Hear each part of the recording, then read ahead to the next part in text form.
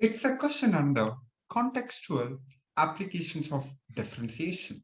And under that, so we talk about motion along a straight line. So where we will be dealing with displacement, velocity, and acceleration.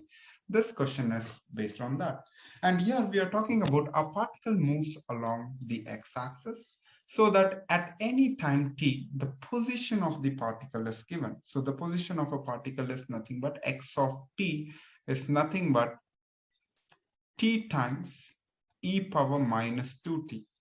And for what value of t the particle is at rest.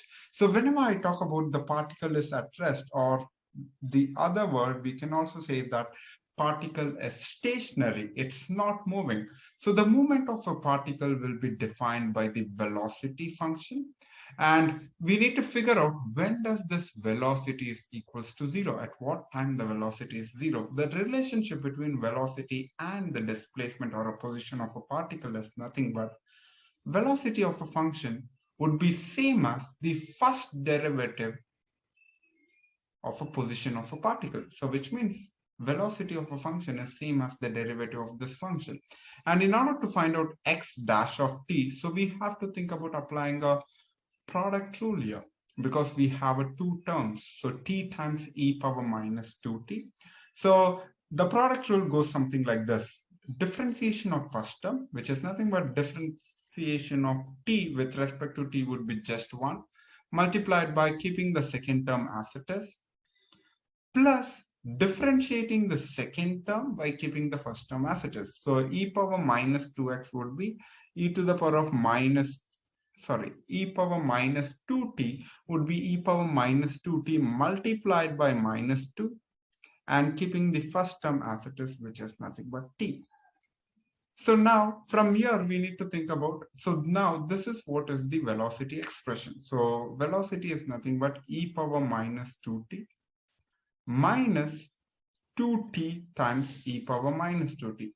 And whenever I say particle is at rest, so that means when the velocity is 0. So 0 is equals to e power minus 2t minus 2t times e power minus 2t.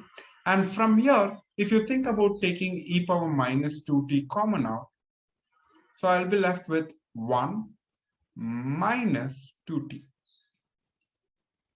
So here, so whenever the product of two terms is equals to 0, so that means either one of the terms, at least one of the terms must be 0, e power minus 2 must be 0, or your 1 minus 2t must be 0. See, whenever I talk about any exponential function, any exponential functions can never ever be equals to 0. So that means this is not at all possible. For no value of t, this would be equals to 0, but this can be possible. So if you solve for t, so 1 is equals to when 2t goes to the other side, so it's 1 equals to 2t. So that is the reason t is equals to half.